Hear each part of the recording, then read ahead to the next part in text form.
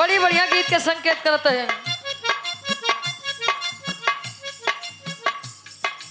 मालिक का नेक बंदा। वाह अच्छा कहते हैं किसी पर भरोसा कर लीजिए, अरे वाह भरोसा यदि टूट जाए तो सब बढ़िया से दिखने लगता है। प्रेमी बतावे वाह का शीशा टूटे गुल मच जाए, शीशा टूटे गुल मच जाए, शीशा टूटे, गुल मच जाए। कहे दिल टूटे आवाज न आए, दिल टूटे आवाज न आए,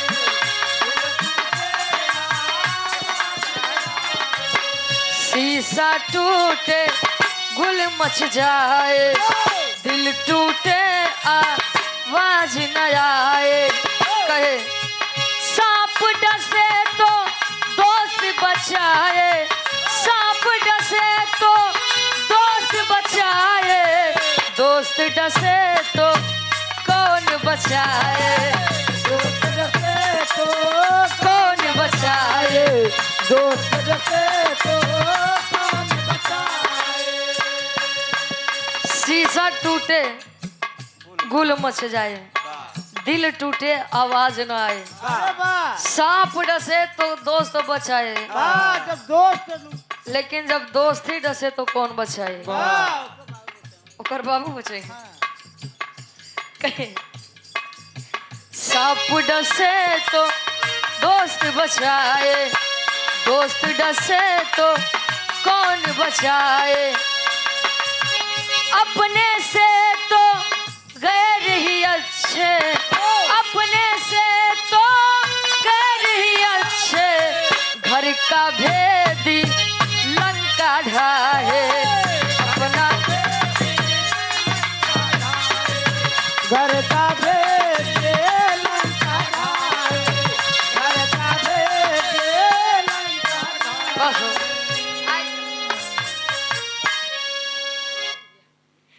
अभी आवाज एक छोट सा सामाजिक भी रहा, हाँ ज्यादा से ज्यादा 30 से 35 मिनट के, हाँ कोई 5-6 घंटा के नहीं कम ना हो दे, परेशान न हो, नहीं हाथ से रस है ना, वाह चल कटौती नहीं करते हम। हमरे विराह के शीर्षक बा तीन छींक, बा छींक सबके आवत। वाह धर दे चापता एक्सीलेटर वही दे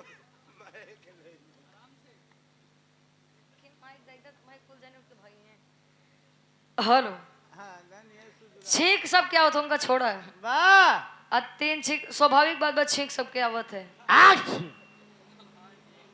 अच्छा आई छी की विराह में का करे बत तनी जतना जने बैठा है भैया रे, ध्यान से सुन ले बत तो सफल रही विराह गाऊ, नहीं तो अपने में छोट है। बा अब 4 लाइन भूमिका के भाव से।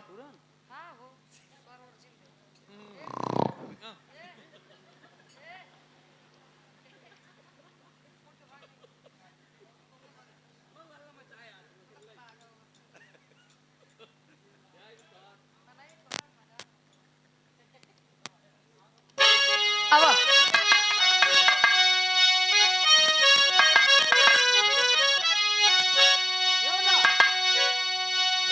अरे मतलब की दुनिया है मतलब के साथ सदा प्यार मतलब से देता है भाई, तो मतलब से राखी बहन बांधती है, मतलब से दूधवा पियावे लिमाई। पिता पुत्र के बीच मतलब की डोरी पता चलता तन पर जब आती बुढ़ाई।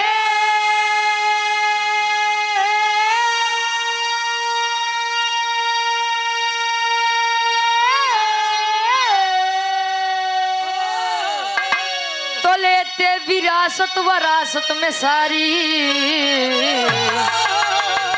तरुची गया बचिया मतलब से भाई।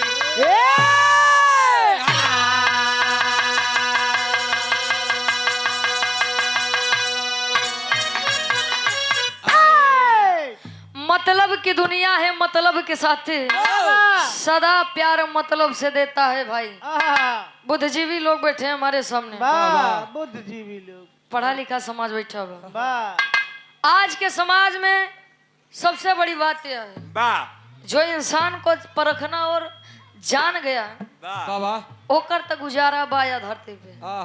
अगर पागल जे बनावत बहु पागल बनत जात बा, हाँ तो कब ओकर मूड़ी काट ली है कुछ है तब पता है। आज के समय की सच्चाई है, लोग अपने सुख से ज्यादा दूसरों से, अपने दुख से ज्यादा दूसरों के सुख से परेशान है। बगली वाला अगर लाइट अपने घरे हाइलोजन बढ़िया से लगवाई ले, पड़ोसी घरे अंधियार बा ओकरे घरे उजाला बा, कहे लगवाई तो पाऊ ने 7 बार हाइलोजन फोरब हम रतिया थो ढेलवे फोरब रात में पता लग सब अंदर सोवत ना उठाए ढेला बस मारने से हाइलोजन में फूट गया, काम खत्म। ई जमाने के सच्चाई बा।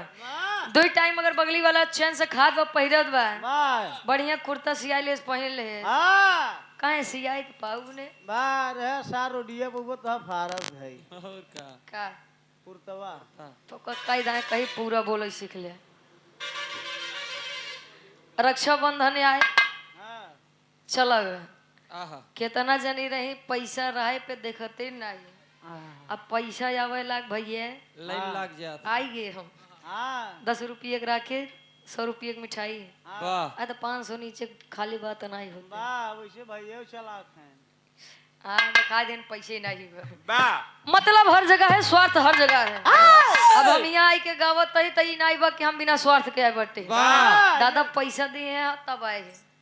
स्वार्थ ही बा। आज हमारे यहाँ 2 दादा, एक महेंद्र दादा एक श्यामलाल दादा। इन्हें दुनिया लेके छोड़ दे माता। अच्छा काहे बदे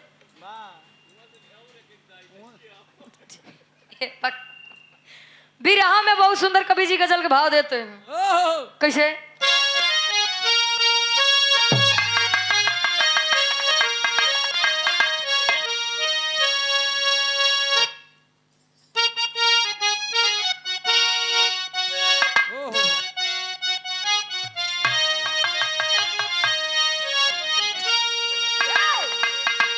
कोई परवरदिगार अल्लाह से कहे, ऐ मालिक, ऐ खुदा, खोदा खुदा नहीं खुदा, भगवान ईश्वर, कम से कम उनका तो छोड़ दे महाराज। कहे हमरा ही कहे का बाबा अरे मेरे जिंदगी के मालिक, मेरे दिल पे हाथ रख दे,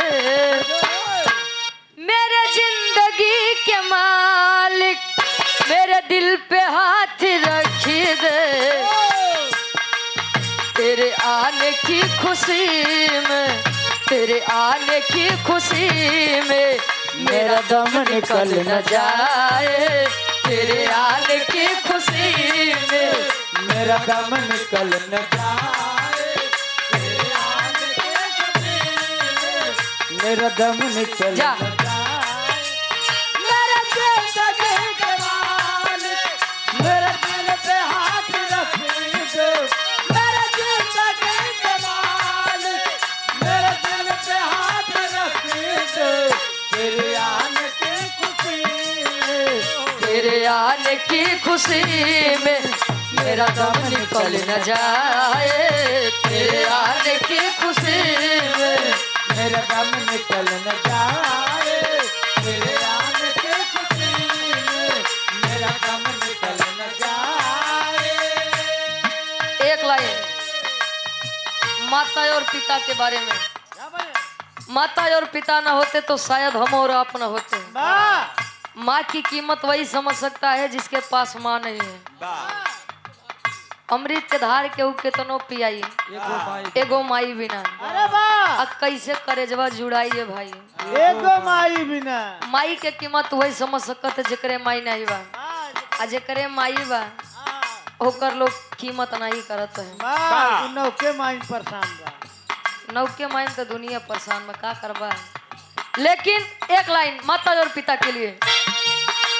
माता पिता न होते घर, माता पिता न होते घर, हम भी जन्म न पाते। माता पिता न होते घर, हम भी जन्म न पाते। माता पिता न होते घर, हम भी जन्म न पाते। माता पिता न होते घर, हम भी जन्म न पाते। संसार में उजाला, संसार में उजाला, अरे होता नहीं कहीं पर। संसार में उजाला होता नहीं कहीं पर। संसार में उजाला होता नहीं। संसार में उजाला होता नहीं कहीं पर। माता पिता न होते अगर हम भी जन्म न पाते। संसार में उजाला होता नहीं कहीं पर।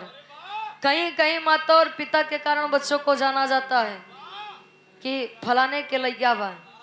तो कतो कतो माई बाबू के पहचान लड़किया से होते हैं। लड़किया वहीं एसडीएम बन जाए, पुलिस में भर्ती हो जाए, कहीं देखा लड़कवा के माई बाबू जाते हैं। तो कहीं कहीं पिता और माता के कारण बच्चों की पहचान होती है, तो कहीं कहीं बच्चों के कारण माता और पिता की पहचान होती है। अगर ये दोनों एक दूसरे के पूरक हैं, समझ है, तो रिश्ता ही बेजोड़ होता है। हमरे विराह के कहानी की शुरुआत यहीं से बा। कैसे गुरुजी? आजा।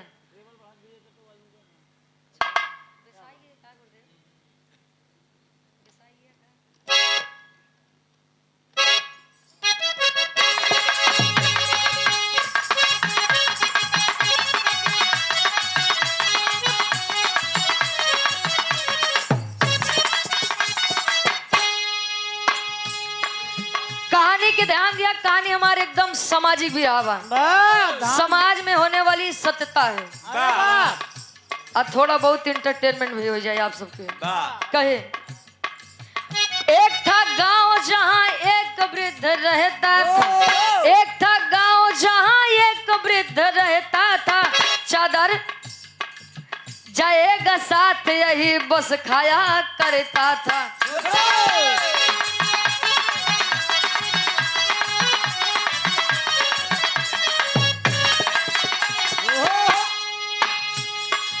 नाम था कि सुनपाल किसी की नहीं सुनता था।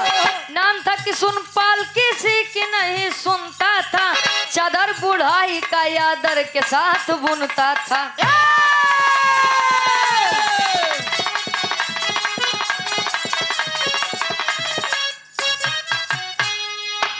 दो बेटे जिसको आई दो थी बहुरिया थी।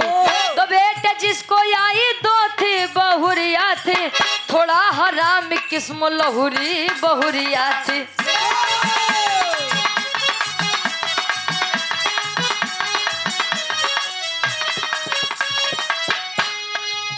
एक दिन कही अपने पति को बुला करके। एक दिन कही अपने पति को बुला करके।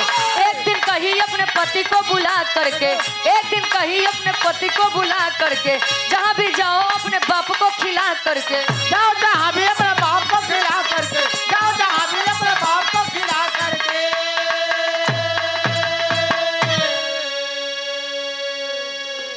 और धर्म की हमारी पूजनीय नानी जी, के धर्म की पूजनीय हमारी नानी जी। नानी। हाँ हो, धर्म से बढ़कर कोई रिश्ता नहीं होता है। धर्म के रिश्ते कभी कभी वहाँ काम आ जाते हैं जहाँ हमारे अपने अपने खून के रिश्ते काम नहीं आते। क्या बात। जाना था? नहीं जानता था, जानता। हाँ। दिमाग पर ढेर चलत है। 100 रुपए का महान आशीर्वाद। नानी के गोड़ छू के पहली बार आशीर्वाद के चारे के बच्चे अपनी कला में कामयाब रहे। कहानी के समझ ला, एक छोट सा गांव, छोट सा परिवार। परिवार के मुखिया किशुन पाल। दुई लड़का है घरे मेहरारू नाही बा। यानी लड़कन के मातारी नाही बा। लड़का ऐसे ही रहे। हाँ हो, मतलब दुनिया छोड़ के चली गई थी।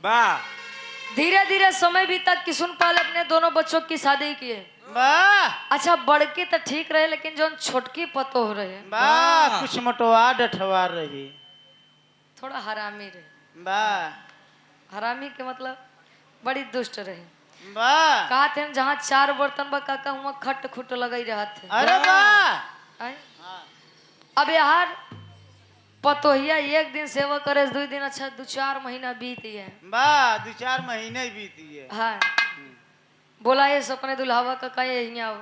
ए अच्छा पहले के समय में पति परमेश्वर था। वाह पति एक बार जवन काम कह दे तो मेहरारू के हिम्मत नहीं रही काम कह ले। अरे वाह आज के मेहरारू एक बार आंखें दिखाई दे बस। वाह मन से दू कुर्सी पर से उठा के बैठ जाते हैं। अच्छा यार अपने दुल्हावा का बोला इसका यहाँ आवा कहीं का कहना अच्छा एक बात बतावा है कहीं बोल कहीं तोहार बाबू बुढ़ौती में इतना खाते पैसा ले ले वाह कहीं तोहार बाबू बुढ़ौती में इतना खाते वाह जवानी में कसहान हुई है। दुल्हैया कहत बा अब बहरे से किशुनपाल सारी बात सुनत है।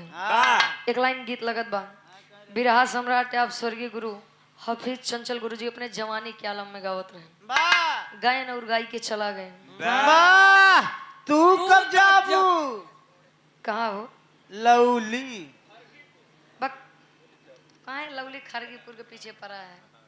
जा वहीं घंटा 2 घंटा बाद जा। ये आप रमेश भैया जी ना अच्छा दिनेश भैया जी गोड़े की पाँव धरती से गोड़े चमन। वाह हम कहीं घोड़े हाथे बात करते हैं। अरे अब तो ढेर बोलता है। हाँ कहाँ 21 रुपए का महान आशीर्वाद। वाह गोड़े ना गोड़े गोड़े चमन गोड़े पक हाँ गोड़े गुरु जी गाँव कैसे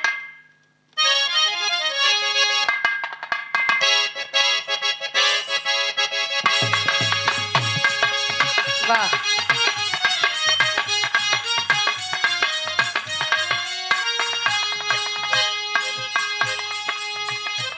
कोनो नहीं पतो पतो दुल्हन वाह दुलही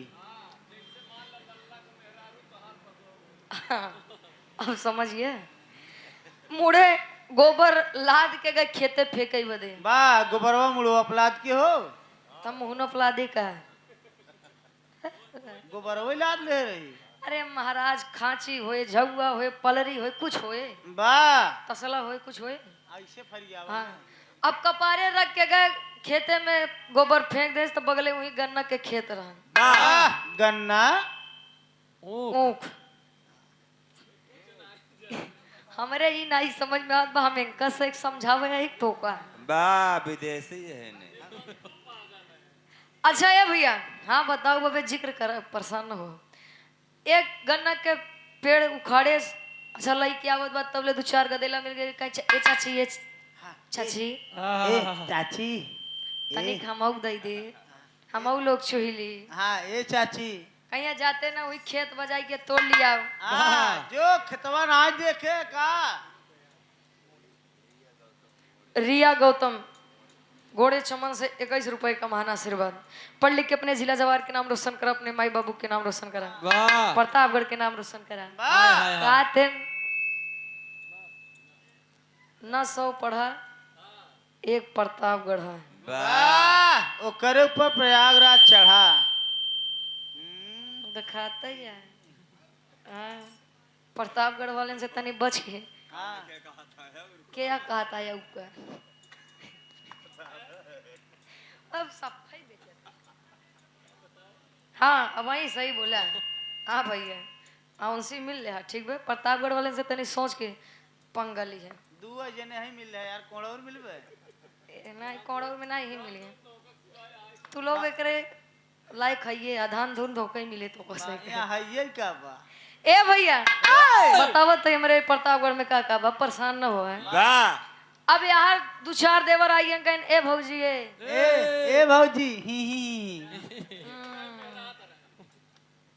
अब उन्होंने आइन कहीं अब भौजी तनी के हमऊ दे दे हमऊ चुहली हाँ कहीं तोहार लोग के दिमाग खराब बा का एक क्यों तोड़ के लाई क्या ही केका हम दी हमरे तो समझ ही नहीं आवत बा। ही फाने है तू ही करता तो ही सीटी मारत बाप जिन बोले ए भैया देखा कौन सीटी याद बा बस हेलो सीटी बड़ी खराब होत भाई। मार कराई देते हाँ तू आ रात भर मरवबे करबे का सीटी अच्छा मरवा ले आज। पूरा बोला करा अब यार अपने घरे पहुंचे तब बुढ़ऊ बैठा रहे बुढ़ऊ के मुहिम दांत नहीं बे हाँ रे बतोइए दीदी पतो ही है तनी कमाऊ जाई दे तनी गन्नो मऊ छुई लेते हैं ये बतोइए कहे बाबू अब का बताइए हाँ एक कई ठियों हुआ मांगे वाले इतना जने समझे नहीं आवता तो दे के का दे वाह कहीं सुना हम बतावते जैसे बतावते तैसे तैसे बांट दे वाह सुन पतोहिया यार सुन बतावे का हमका लगता आज हेरिंग के मन में है।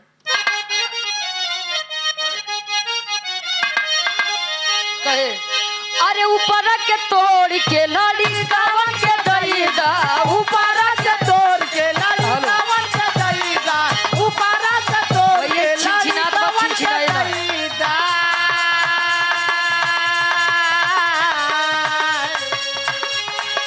ऊपर के तोड़ के लाड़ी गावन के दई दा बिछवा के लहुरा देवा रवा नीचे के बौरा ए दुल्ही बिछवा के बौरा देवा रवा नीचे के बौरा ए दुल्ही बिछवा के लहुरा देवा रवा नीचे के बौरा रवा ए दुल्ही नीचे के बौरा हवा ए दुल्ही नीचे के बौरा हवा ए दुल्ही अरे बिछवा के लहुरा देवा रवा नीचे के बौरा हवा ए दुल्ही बिछवा के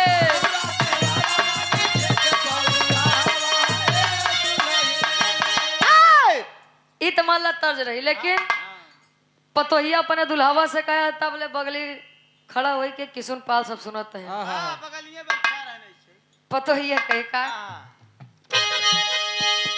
अरे मारी कब बूढ़ावा हो छोड़ी कब दुआरवा मारी का बुढ़ावा हो छोड़ी का दुआरवा मारी का बुढ़ावा हो छोड़ी का दुआरवा अरे मारी कब बूढ़ावा हो छोड़ी कब दुआरवा घरवा से बोलेली पतोहिया बहुत खिसियाई रे भाई घर में से बोला ले पतोहिया बहुत खिसियाई रे भाई घर में से बोला ले पतोहिया बहुत खिसियाई रे भाई कहीं अच्छा एक बात बतावा तोरे बाबू मारे यहाँ एकदम नरक करे हैं हाँ कहीं का भरे हाँ इनके दांते में कम मोहन है तब थरिये भर खाते हैं मुंह नहीं ना का नहीं बे का नहीं बे का कहे है अच्छा दांते में मुंह नहीं बे वाह क्या बात है सबके मुहिम दांत नहीं होते इनके दांते मुंह नहीं बे वाह इनके दांत में छेद भ हो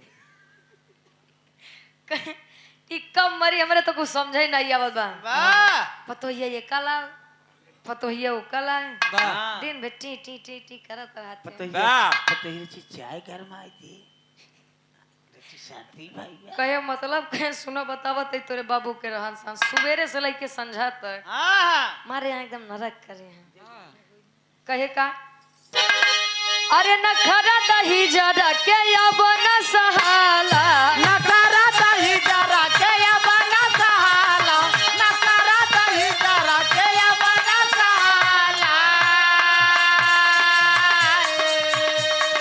भर भर थरिया भुड़ैयो में खाला भरी भरी करिया बुढ़ैया में खाला भरी भरी करिया बुढ़ैया में खाला अरे डाली में घिउ डरवावे बहुत खिसियाई रे भाई दाल दाल में घीवा डलवावे बहुत खिसियाई रे भाई दाल में घीवा डलवाई बहुत खिसियाई रे भाई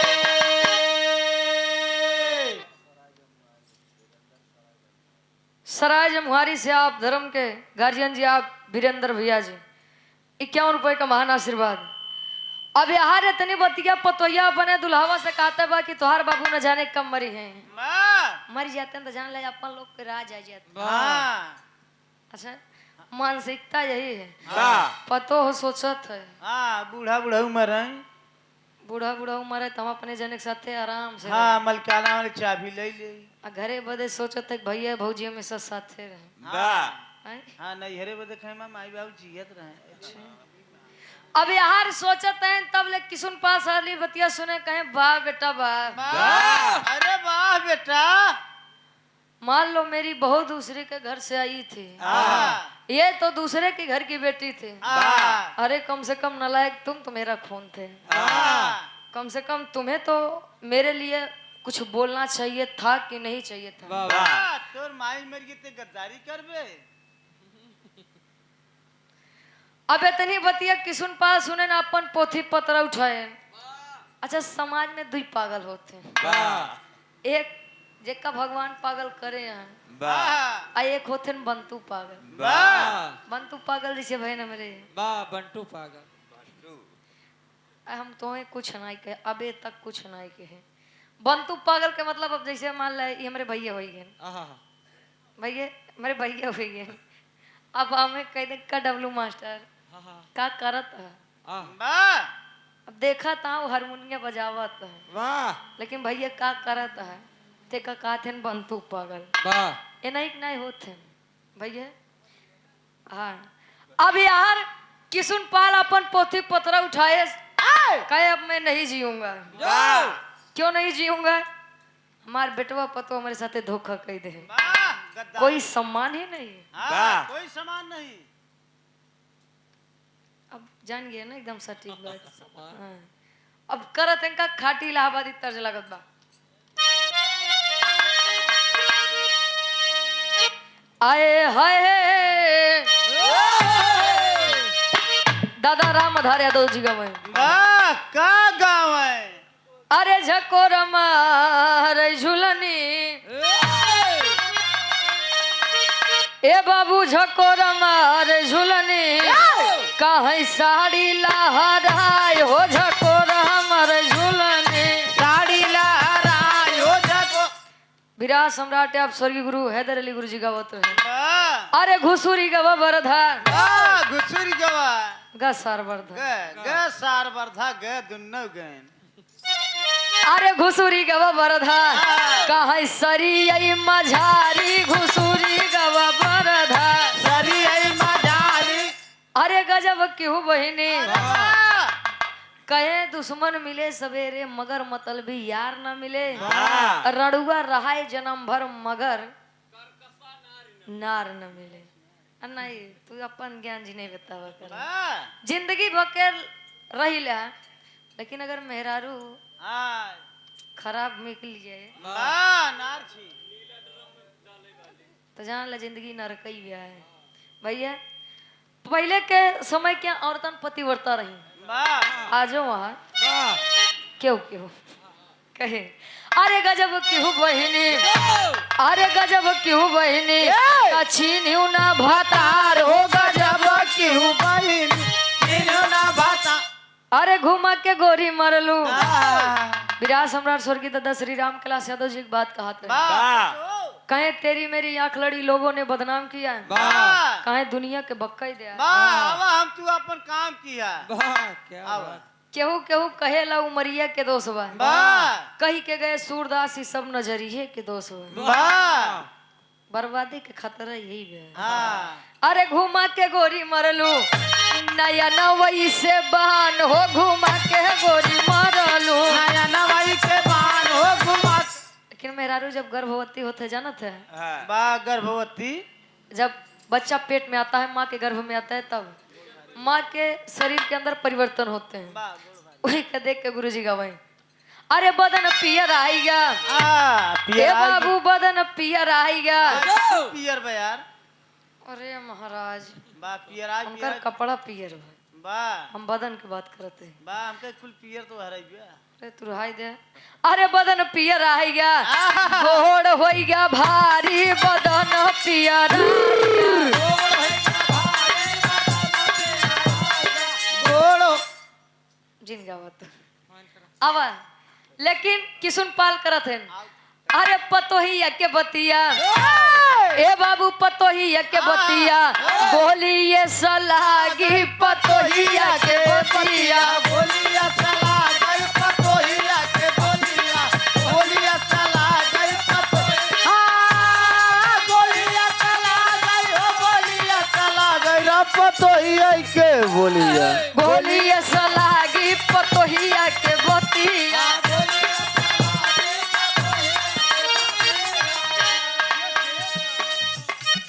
ए भैया अपन जन्म कुंडली लेहन ध्यान दी है गांव में एक विद्वान पंडित जी रहे वाह ऐसे उज्जर शर्ट पहन पछवारे बैठा रहे तो का देखा ना आखिस का है वाह अरे ऊपरे की बापा ही मालूम है अच्छा ए भैया हाँ गांव में एक जने विद्वान पंडित जी रहे तो पहुंचन अच्छा जब पहुंचन तो पंडित जी देखें कहेंगे बेटा किसुन पाल आए बेटा सब कुशल मंगल है ना वाह कहें बाबा अगर कुशल मंगल हो तो हम तोरे लगे का करे आई वाह कहें क्या हुआ कहें मैं अपनी बहू और बेटे से बड़ा परेशान हूँ ओहो कहें तब कहें बाबा तनी हमार कुंडलिया देख के बताई देता हम मरब को वाह कम मरबू आपन नाई कहते हाँ किसुन पाल पंडित से कहें आए कहें बाबा तनी देख के बता दा कि हम मरब कब सल्फास खाल बच्ची तुरंत चली जाबे पंडित बनता का पंडिताना करोगो का है इसका इलाज करना पड़ेगा ए भैया तो जानता हूँ पेंडा तार पारू दे अब यार इतनी बतिया जब पंडित जी सुने कहे हैं दिमाग खराब हो गया है पूरा माइंड हाफ हो गया है अब माइंड हाफ का यार अरे उसका हाफ माइंड कहते हैं महाराज माइंड हाफ नहीं कहते हैं अब यार किसुन पाल के बात सुन के पंडित जी सोचते हैं अरे यार ये पागल हो गया है क्या है कोई बता ही नहीं सकता कि कोई जन्म कब लेगा कोई को मृत्यु कब मिलेगी इसका दिमाग खराब हो गया लगता है कहीं बेटा मैं नहीं बता सकता कहीं नहीं आप बता सकते हो कहीं नहीं बता सकता है क्यों नहीं बता सकते हैं आप तो विद्वान है ज्ञानी पंडित हैं अरे बता दीजिए ये 501 रखे अब जब इतनी बतिया परेशान करके किसुन पाल रखते हैं कहीं आप इशार मानी ने आप क्या करे इशार मानी कहीं अच्छा जाना ही चाहता तू मरबा कर लाला इधर दे पोती पतरा इधर ले आ जब देखे कहन रे बाप रे बच्चा है आए बेटा बेटा है बोलो कहे अरे ओहो ओहो तुम्हारी ऐसी मृत्यु है ऐसी मृत्यु किसी की है ही नहीं गजब तेरी मौत है कहे का कहे सुनो बताओ तो टेरी के भाव में कवि जी बताते हैं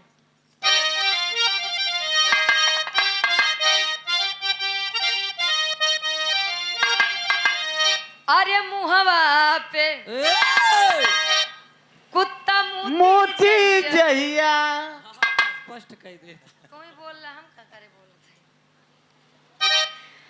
अरे मुहवा पे कुत्ता मोती जहिया आई 3 छीक वही दिन में श्वासा छूटी अरे हो छूटी अरे हो अब बोले आई 3 छीक वही दिन में श्वासा छूटी मुहवा पे कुत्ता मोती जहिया अच्छा वो हर कहीं इशारा करता है बतावत है अच्छा बता है अब जब इतनी बतिया किसुन पाल सुने कहे ये कौन मृत्यु है कहीं यही तो बेटा मैं बता रहा हूँ कि तुम्हारी मृत्यु जैसी किसी की मृत्यु आज तक लिखी ही नहीं है जौने दिन तार छींक पूरी हो जाए 3 ठी अब कुकुर आई के तोरे मुहे पे सुसु कह दे समझ ले वही दिन तू मर जाबे वो भी ब्लैक डॉग अच्छा करीबे डॉग ब्लैक डॉग अब यार किसुन पाल बढ़िया अपन काला टाइट कहीं आवा आ तोरी माई के कहीं आवा आवा आवा बड़का सोचत रहे मर जाई अब तक हम अमर रही 3 छींक अब वही न देव तो हम मूर्छित कैसे हो आ 3 छींक उबे न करी तू कुकुर सार मुहे मुतबे नहीं करे अब ये खुशी में जल्दी जल्दी घरे आए पोथी पतरा बहाए कहीं अब मैं अमर हूँ अब इतनी बतिया देखे हाँ तब से लगा मार रही का सीटी अच्छा बीचे बीचे में नहू आवत है। अब घरे पहुंचा तो देखे हम बैल बांधा रहे हैं जो आज के समय में सब छुट्टू टहरत है। वाह ए नहू कीमत रहत रहे। वाह दुआरी बैल बांधा कहे ले यही न रहा ते लोग हमारे गृहस्थी संभली हैं। वाह खुशी के मारे न उठाए झुआ पहुंचन जहाँ भूसा रखा बा। वाह अब भूसा भरे लागन खुशी खुशी में होत का एक लाइन गीत लगत बा।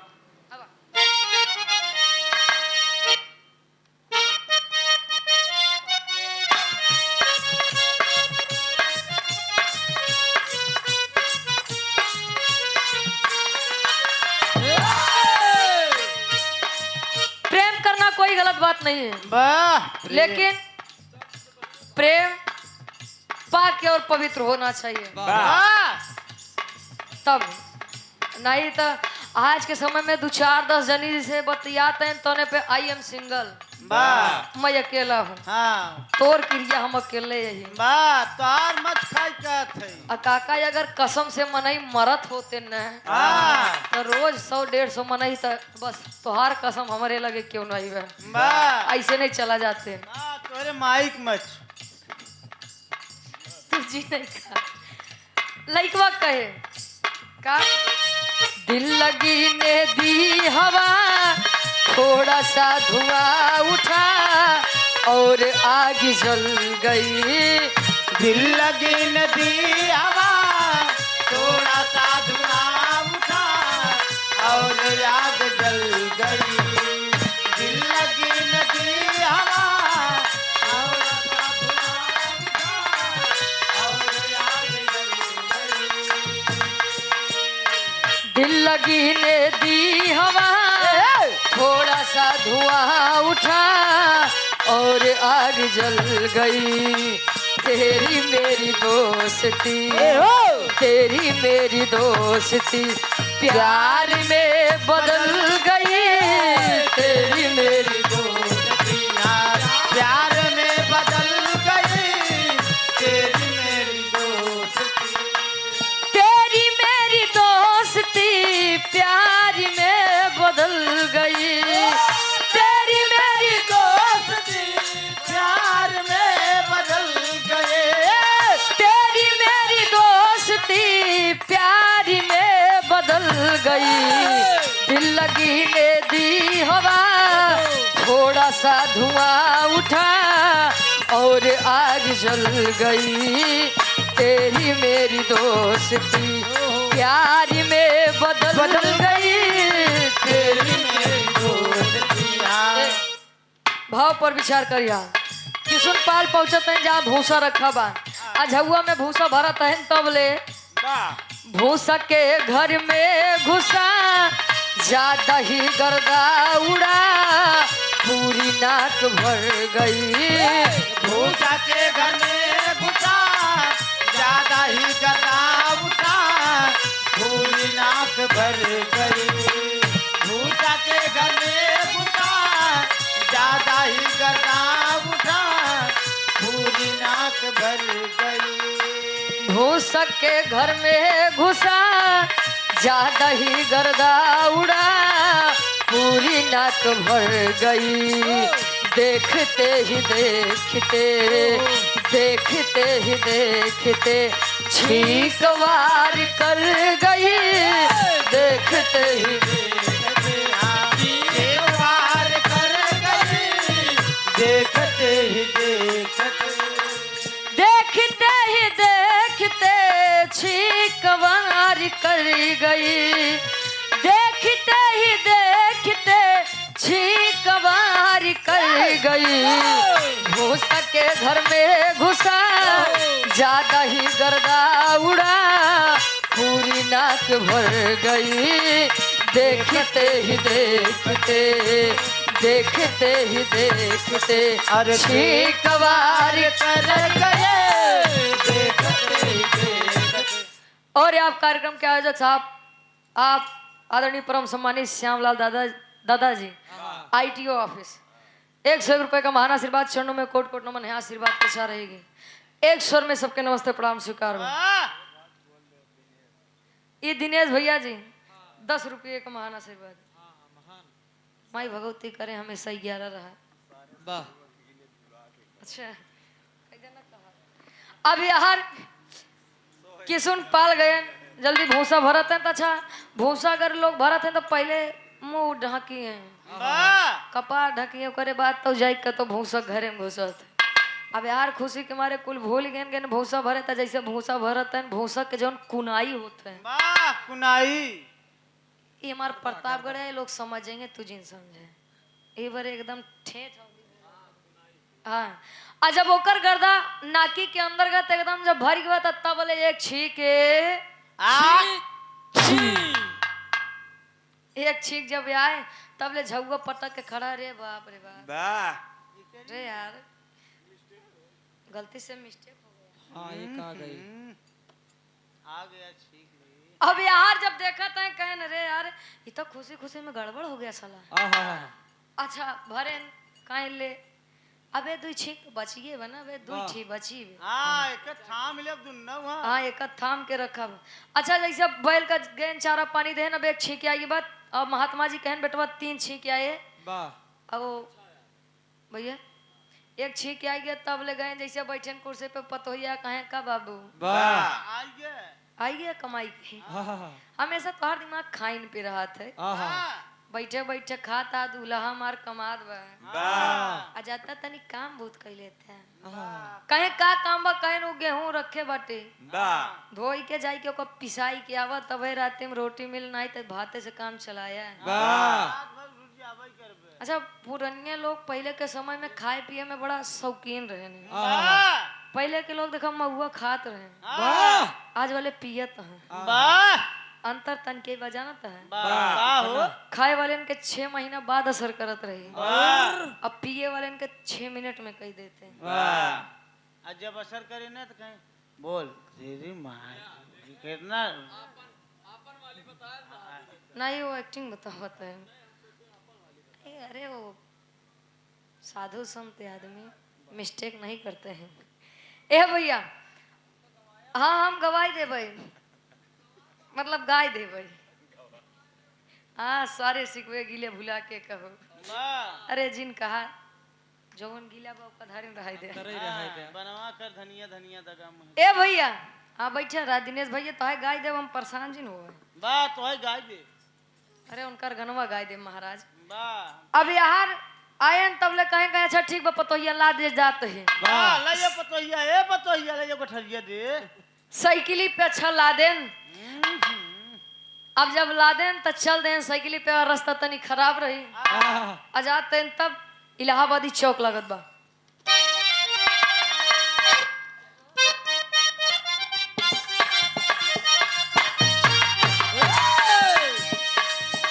राहल कोस भरे पे चक्की रास्ता चले के कच्ची पक्की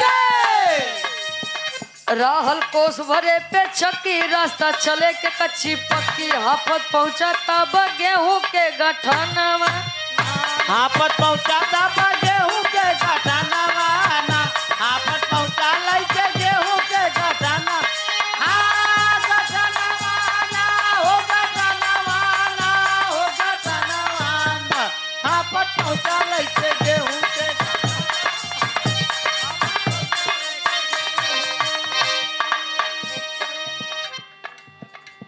अच्छा हमारा पूर्वांचल क्या प्रोपराइटर साहब धर्म क्या बड़े भैया संतोष भैया जी जौनपुर से चलकर आए हुए हैं आपके द्वारा 101 रुपए का महान आशीर्वाद कहे जल्दी पीस द हमरो दाना नाही करिहा कोनो जल्दी पीस द हमरो दाना नाही करिहा तू बहाना खाना मिली नाही हमके बिहनवा खाना मिली है ना है हमके बिहान हाँ बिहाना वाना हो बिहाना वाना हो बिहाना वाना खाना मिली नहीं हमके तब बिहनवा बस। अब यार जाते हैं साइकिल लेके तबले रास्ता खराब रही कच्ची पक्की रोड रही बस है कच्ची पक्की रोड रही है बिहार से बाहर जाए और गर्दा जब नाके में गए तो दूसर की छींक हुई रास्ते में वाह काका जकरे छींक आवत बा कितना देर रोकी वाह आश मारे दे आइए काल नियर आता हुआ बात तो ये चीज बाकी बा। अब बची तीसरी छे हाँ पहुंचन पिसावे बदे त एक लड़का रहे नहीं भैया हरेन के जैसे अब वो गेहूं पीसत बा कहीं बेटवा हियां आओ यहाँ कहीं का दादा कहीं बड़ा दूरिया से आए हैं पतो हमारे बा नरक करे वे पटोहिया ऐसे रह भाई कहीं तब कहीं बेटवा एक काम करा हमार गेहूं पीस देता है वाह। न पीसबा तो आज संझा के रोटी ना मिले न मिले अच्छा कहीं ठीक बा बाबा बैठा पीस देते हैं अब बुढ़ऊ भरोसा ना बा कहीं नहीं बेटवा तू हमारे सामने पीसता वाह अब जैसे वो निकाल के डाले सब ओकर गेहूं पिसात बा अब आटा के जौन गर्दा होते जब ओकरे नाकी में गए त तिसरकी छी के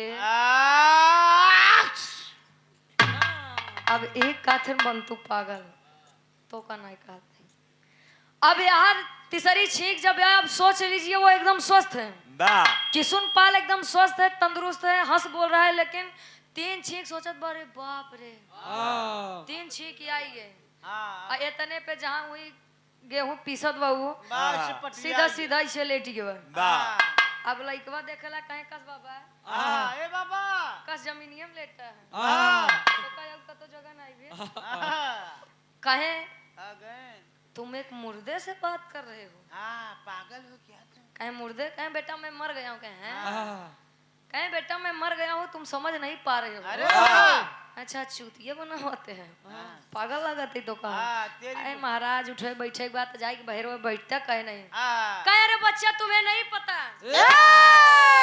मैं मर गया हूँ कहे काहे कहे सुना बताओ तही किसुन पाल बताओ तो पापड़ के भाव में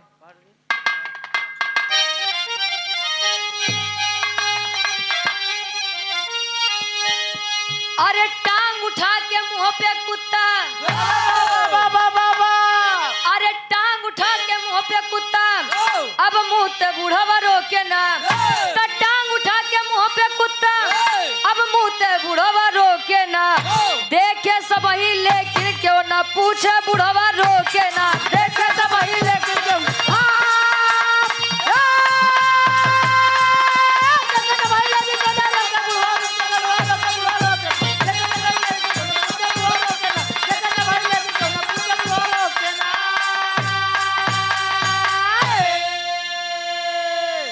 अरे मुत मात के खाली हुए जब गेहूं गए हो पास हो तो मुंह से बोरी लगे फाड़ने दादा हुए निराश हो अरे मैं तो मरा हूँ कोई इनके अब रोके बुढ़वा रोके ना मैं तो मरा हूँ कोई इनके अब रोके बुढ़वा रोके ना तो देखे सब ही लेकिन क्यों ना अब पूछे बुढ़वा रोके ना बुढ़ऊ दादा लेटा है तब ले कुकुर आए करिए करिए ब्लैक डॉग तार अंग्रेजी अब जब कुत्ता आए तो आए के अपन कार्यक्रम चालू कर दे बा उठा दे टांग अब किशुन पाल के मुँह पे जब अब कुत्ता अपन कार्यक्रम कहिए सब हो जात बा कहे अबे यार ये पागल हो गया है क्या वाह मतलब कुकुर एकरे मुँह का करे मुंह तुझे तब ना उठता है देखत कहे तब ना उठत भाई का होई भाई का अच्छा बात अब इतनी इंटरेस्टिंग बात अगर कतो होई तो धीरे धीरे फैलब चालू हुई अब धीरे धीरे फैलत फैलत फैलत पूरे बाजार में जब ये बात होगी तो शिकारी कानूपुर तक पहुंच गई बात इकट्ठा बहन और जब इकट्ठा बहन तो सब सोचते हैं आखिर ये दादा कर क्या रहे हैं ये बुढ़वा करत का अब यार सब पूछते हैं एकदम परेशान कहें बेटा मैं मर गया हूँ कफन लाने के लिए मेरे घर पर किसी को बता दिया जाए कि आपके पिता यानी किशुन पाल अब नहीं रहे ससुर माने न कहें अच्छा तुम मर गया कहे हम मर गया हूँ कहे पक्की बात कहे पक्की बात कहे हम कैसे मान ले कहें बेटा अभी तुम बच्चे हो अबे तजुर्बा तो हर कम है अबे तू लड़किया है अपन काम करा हम मर गई तू हमारा काम पहुंचावा वहां के लोग सवाल करते हैं किशुन पाल से सवाल किए का आल्हा के भाव में कवि जी प्रमाण देते हैं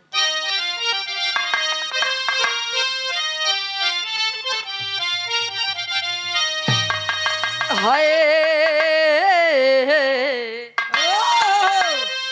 हो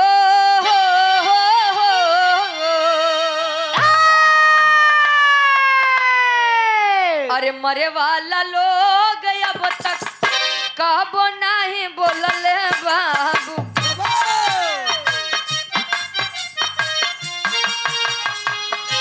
कैसन ई मुर्दा जकरे निकाले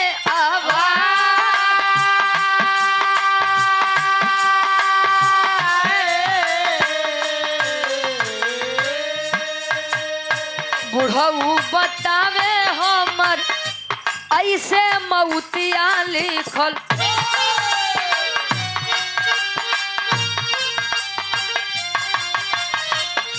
पतरा में देख के बताए श्रीमान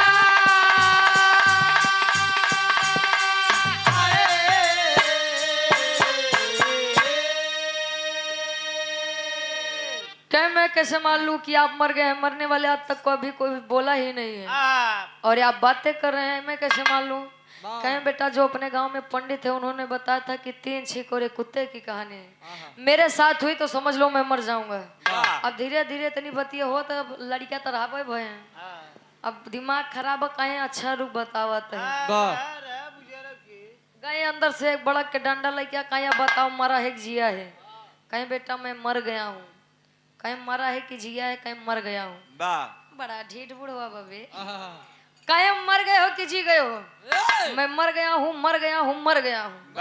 अब उठाए से तने में गुस्सा उठाए डंडा दिए पीछे जब 2-3 डंडा है तने में किसुन पाल उठ के बैठ गए। कहीं बा बेटा बा कहीं अब का भर कहीं अरे बेटवा तू हमका जियाए ली है। कहीं द तेरी पगले भला करे कहा तेन कैसे आखिरी भाव खड़ी के भाव में कभी लिखा तेन का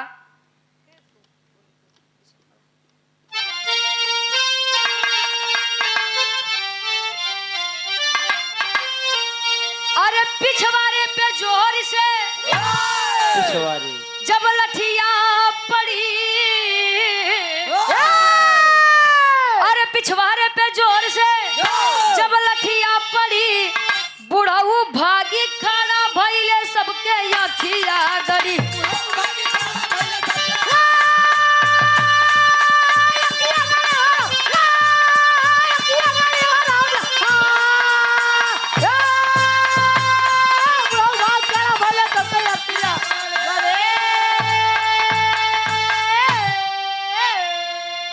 जब पाए 2 डंडा खड़ा भई कहे बेटवा धन्य हुआ जवन तू हमका जियाए लिया है। कहे वो कैसे कहे नहीं तार डंडवा जादुई छड़ी बाई डंडवा हाँ हो ये डंडवा कहे बतावा हम मर गिरे आज तू 2 डंडा मारा बतावा हम जी गए बाहर चमत्कार कहे बेटवा अच्छे काम करबे का कहे बेटवा जब जब हम मारा भी डंडा लेके आए 2 डंडा हमका मार दिया पछवाड़े जमाए हम जी जाओ। अब कहानी अगर समझेंगे तो कहानी का निष्कर्ष यह है कि समाज हमारा ऐसे गर्त में डूबा जा रहा है ऐसे पाखंडों में डूबा हुआ जा रहा है कि अगर इसे उबरना है निकलना है तो 3 से 4 पीढ़ियां तो ऐसे चली जाएंगी। पापी जिगरा मानत ना है गोबरे गणेश के लपेटते ही हैं बिना साइत देखे पतरा देखे कतौ जात नहीं बा लड़कियां पैदा तू लोग करबा नाम दूसर के बताइए पैदा तू कर तो धरा ये है गर्त और विराह का निष्कर्ष यह है कि हास रस ठीक है आप लोगों को मनोरंजन मिला लेकिन निष्कर्ष इसका यही है कि लोग जानने के बाद भी अनजान बनते जा रहे हैं। बुद्धिमान बनिए और बुद्धिमान बन करके भैया अब केहू आवाज बा अच्छा कमी कुछ हमारे और आपो के अंदर बा आए नीमी के पेड़ बा कहे भैया देखा था कहे हाँ कहे अमोक पेड़ों में कौ आम नहीं फरा बा अब कुल नीमी के पेड़ देखा बा आप सोचते हैं कहो अमोक पेड़ बा कहाँ बा कौने बारे में बात करता कहीं कौन आम पेड़ कहे अरे जौन यार या खड़ा बा जो खड़ा बा कहे है या में पेड़ है कहे ना और कहीं आमे के पेड़ है कहे अच्छा तू कहा थोबे तो मान लेते हैं अरे तोरे यहाँ की तू देखा था नीमी के पेड़ बा तो का समझे के चाहिए ना कि हमको झूठ और गलत रास्ता बता रहा है तो पहले हमें और आपको सुधरना है बाद में ये तो लोग सुधर ही जाइए कमी सबसे ज्यादा अपने के अंदर बने पहले सुधर जा हाँ तो का बाद में सुधार देंगे। अब आखिरी भाव माई बाबू के सेवा करा है माई बाबू न होते तो आप लोग हम लोग यहाँ न होए बाबा और नहीं बुढ़ौती दाई में बोझ लगे लगत है का ए बड़े भैया आखिरी भाव गुरु बिहारी गुरु गणेश गुरु रामलाल की प्रिय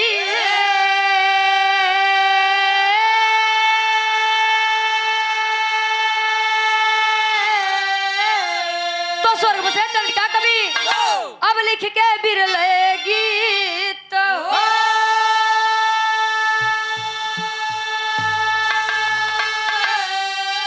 अरे मुहवा पे कुत्ता मोती जहिया रुचि गया कभी बिरहा के सजीवन बूटी मुहवा पे कुत्ता मोती